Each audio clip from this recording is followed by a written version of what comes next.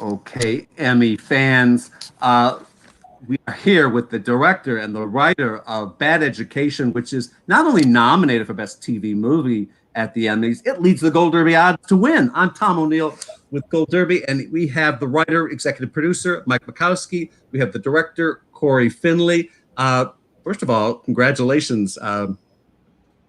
What a nice surprise! Let me just say this up front. I don't mean to sound insulting, but we didn't know it was going to be such a good movie when it came out. When HBO was rolling this out, we thought it was going to be a made-for-TV movie, ripped from the headlines, and you gave us a really terrific film.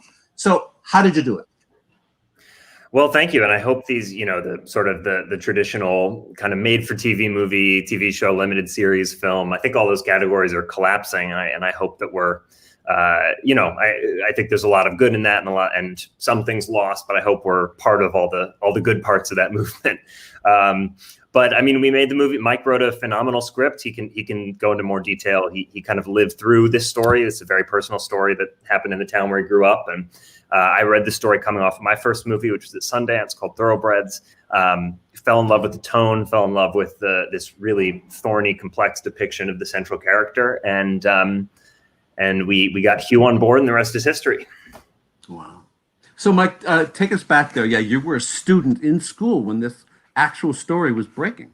Yeah, so I'm from a small town on Long Island called Roslyn, and that's where I grew up and where I went to school in their public school system. And when I was 13 years old in 2004, Frank Tassone and a bunch of his administrative colleagues were arrested in what later became billed as the single largest public school embezzlement scandal in American history.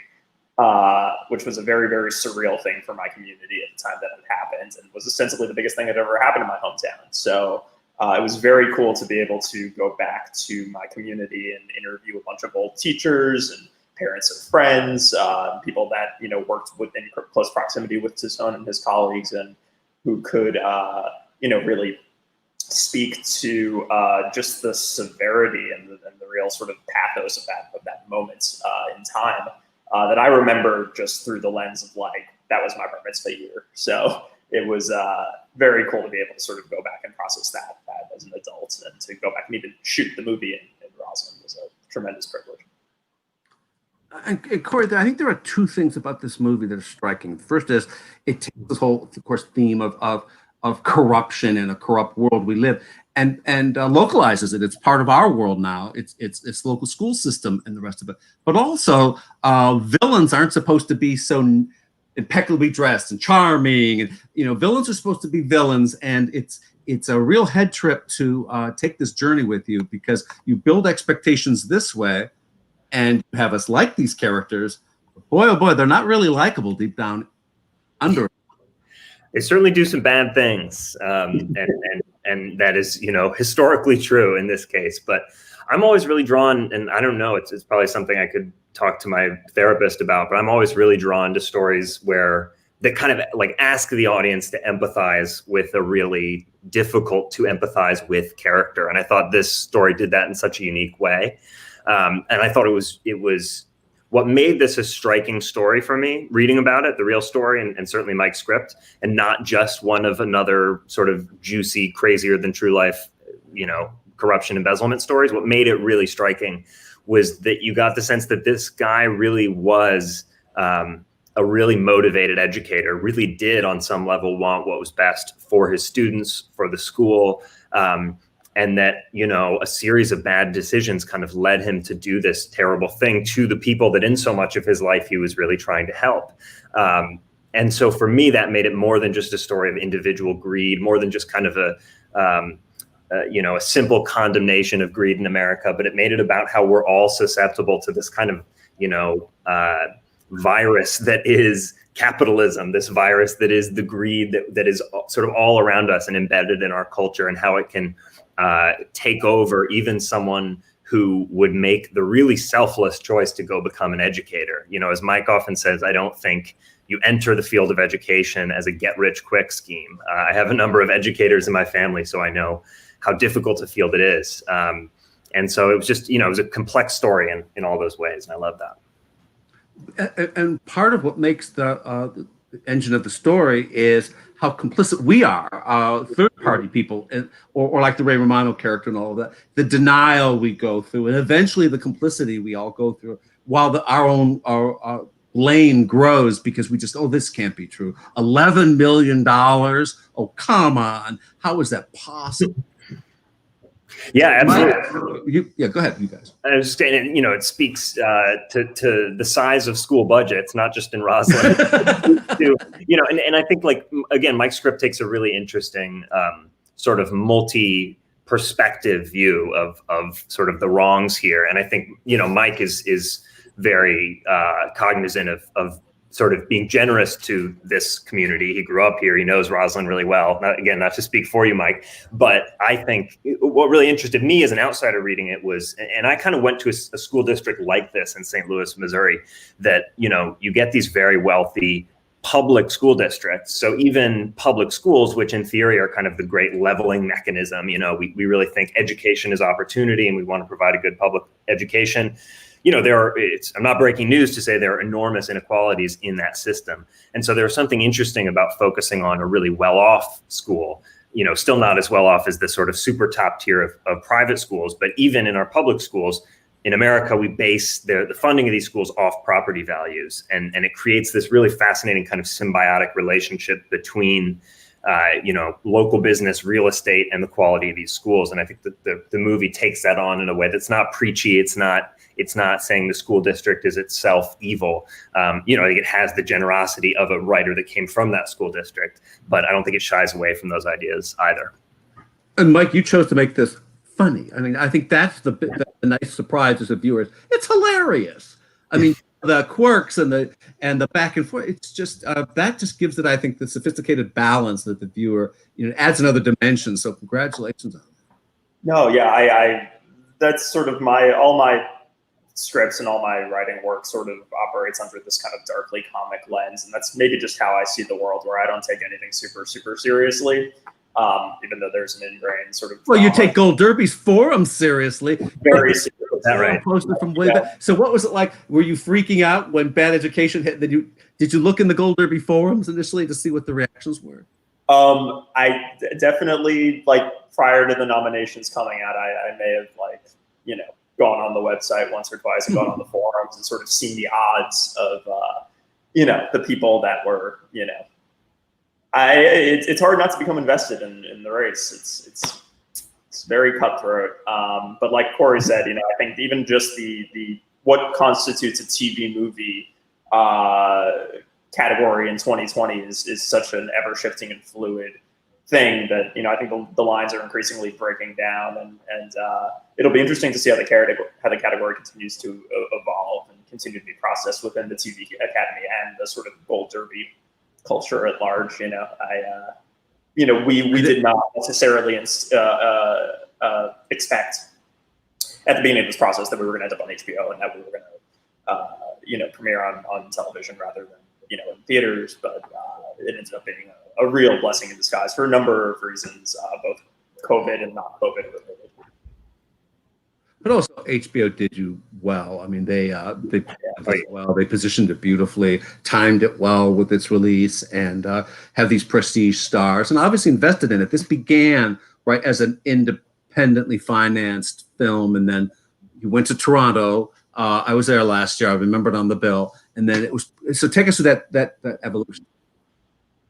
It was independently financed by an amazing company called Sight Unseen, and so we shot it and edited it, and the whole process, not knowing who our ultimate partner would be, and then we took it to Toronto. We were lucky to have a great reception at Toronto, and we did one of those late at night having bidders come into the hotel room, and we were just really, really impressed with the whole team at HBO, particularly Len Amato and Tara Grace, who really kind of led the charge on that on that night in Toronto. And I think they really got it, because it's a movie that we want to make sure that the people that are going to be marketing it and putting it out into the world and positioning it really understand kind of the tone and the themes that we're going for, and are going to sort of advertise it in the right way. And yeah, it's just been unbelievable with HBO. They're obviously very good they're, you know, sort of leaders in this format for many years. And I think ending up there, and particularly ending up there in this COVID time, was the best thing we possibly could have asked for. Yeah. And what do you guys take away from the whole experience? Here's what I took away. I just happened to fall upon a quote by George Washington a few days ago. Wow. This was really interesting. And I was reading a book of essays by Gore Vidal, just trying to fall asleep at night. And it was Washington bitching about, well, here we won this war and we developed this nation, and there's so much corruption. There's as much corruption and people pilfering the budget and getting rich off this country as there were under the monarchy. And John Adams writes something similar to it. And it was a surprise to them that this ran loose then, and nothing's really changed, has it? I mean, in a way. Yeah, I mean, it was impossible to read the script when I first did back in 2018, maybe 2017, and not think about political parallels. I mean, I think I was, you know, like everyone else, watching the news and getting angry every day and eager to make a movie that engaged with some of what I was seeing at the time. And I was sort of pleasantly surprised to feel like this movie really spoke to a lot of that. It spoke to, you know, a political party that will not hold a leader accountable because his choices work in their favor. It speaks to sort of a bipartisan type of corruption and plutocracy and self-dealing that we've seen for a long time. But it does it on this really particular scale, and it does it in these, you know, boardrooms and this Long Island public school, which I thought was just such a cool way in and a way to make kind of a political movie without having to fall into standard sort of political movie tropes or preaching. And that was really important. Yeah, you know, there's a version of this movie, you know, I wrote the script and I wrote it, you know, primarily just concerned with, you know, fidelity in portraying my town in 2004.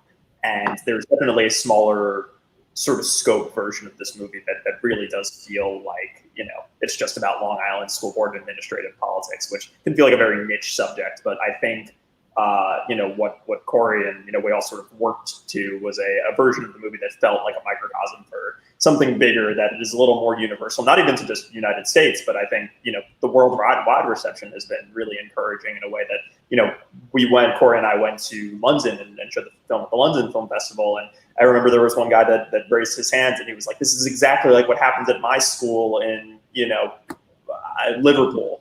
And, you know, it's a lot more, I think, relatable. People see parallels. You know, I think corruption is an evergreen, unfortunately, institutional corruption is an evergreen theme. And you were making this movie, or I guess we had been finished with it by the time the college admission scandal had hit, right? I mean, the whole that was like perfect timing for you guys, but also it took the theme of your movie and really gave it context and kind of helped us all get into it. Yeah, education scandals were very in vogue right around the time that we were editing the film. That was definitely not something that was lost on us. There was a line in the script that that made the finished film and was always in the script, which was, I believe, it was Ray Romano's character turning back to Frank after their big altercation.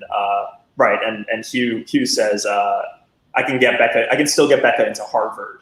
And it's this like weird moment that we had experimented even with cutting out of the script or even out of the cut various different times, I think. And glad that we shot it and kept it in because it's more relevant. And it's probably the single most relevant line in the script. Yeah, I think we almost worried it would be too hard to believe. And then obviously we got these college admission scandals sort of one after the other. But I worked in SAT tutoring prior to. Oh, that's hilarious. So I had a real front row seat to all the fun inequalities that get perpetuated through all these supposedly meritocratic systems. And so, yeah, it's a bugbear of mine for a long time. Well, give us a front row seat to the shooting of this movie. You've got a couple of big stars there. Everyone, I'm sure, has the same question. What was it like to work with Hugh Jackman and Allison Janney? Well, you tell us. You were the boss on that set.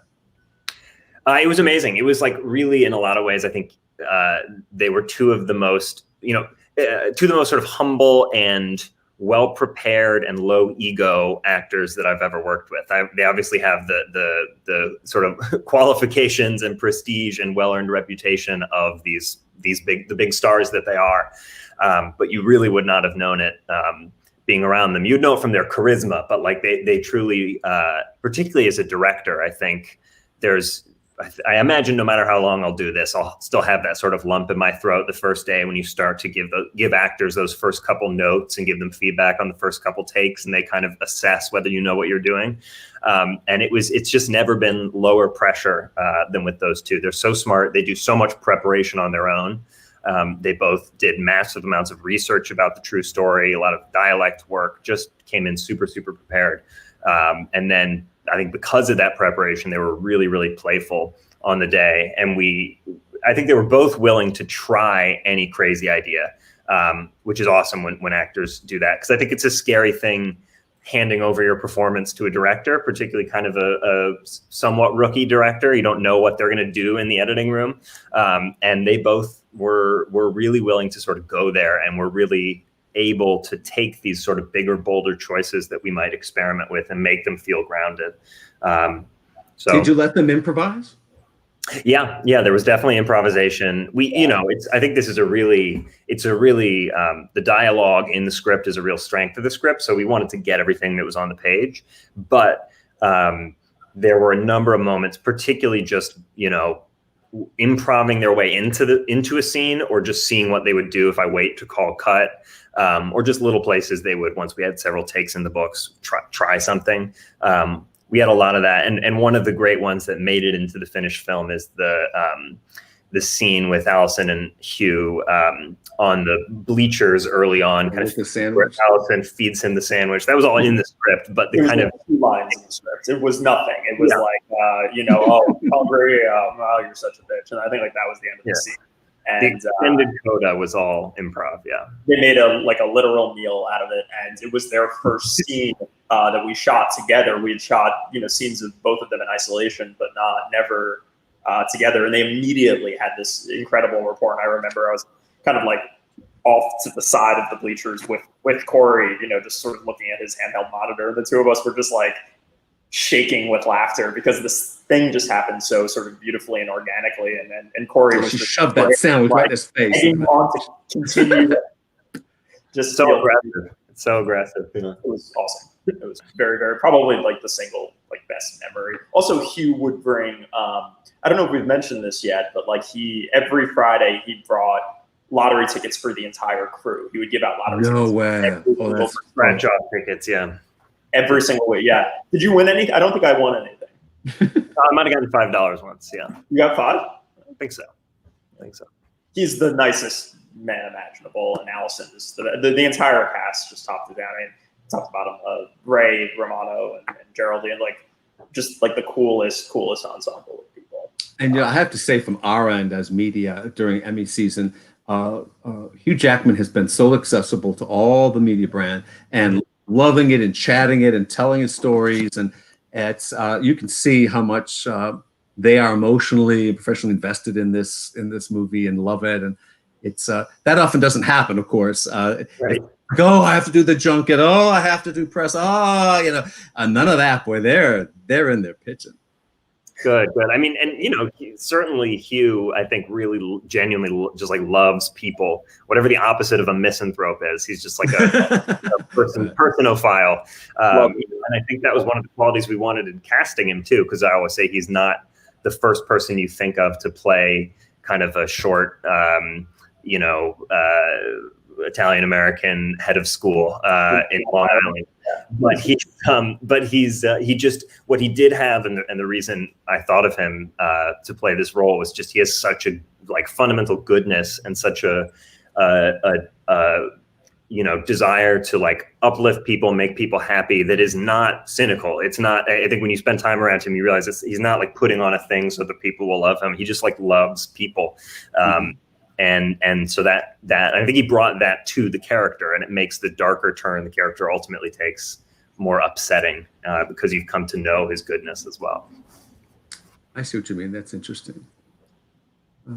So, what are you going to do on Emmy night if they open that envelope and it says, and the winner is, Bad Education? Actually, we don't know what you're going to do on Emmy night because they haven't announced the plans where everyone will be and so forth. Yeah. Yeah. Do we? I don't think we have a plan. I think.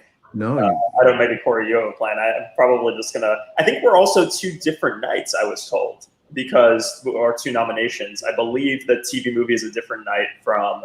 Yeah, TV movies been moved into the creative arts, and the acting award for Hugh. I think it's constantly shifting, and I'm just I'll be lucky if I survive till September 20th. Every day is a blessing in COVID times. So, but yeah, I have no plan. Do you have a plan, Cory? I don't know. I'll probably take an extra long walk if we win. Do something exotic like that. Have a beer indoors. No, it's something. I feel like our cast would want it. Yeah, we'd congregate one way or another to celebrate. But no, it would be incredible. It'd be such a amazing thing, and I don't want to curse it by over speculating. Well, I always like to ask this question: would you have an acceptance speech ready, or are you just is that just too overwhelming an idea and just go with the moment? Aren't they holding speeches this year? Oh, sorry, my home phone is ringing. But I'm sure they have to. They're going to have to be. I think so. I don't know what of the secret Emmy plan I'm allowed to reveal. not that it is a secret plan, but we're in the middle of figuring out the logistics of what would happen. We don't have any special knowledge about who's going to win the category, but I think they're figuring out how to handle the Skype of it all or the Zoom of it all, right. however it's done. Yeah. And I'm not sure even they probably know the answers yet. Well, listen, congratulations, you guys. This is really a thrill for all of us because it's sometimes this TV movie category at the Emmys is a little but you guys really you tapped the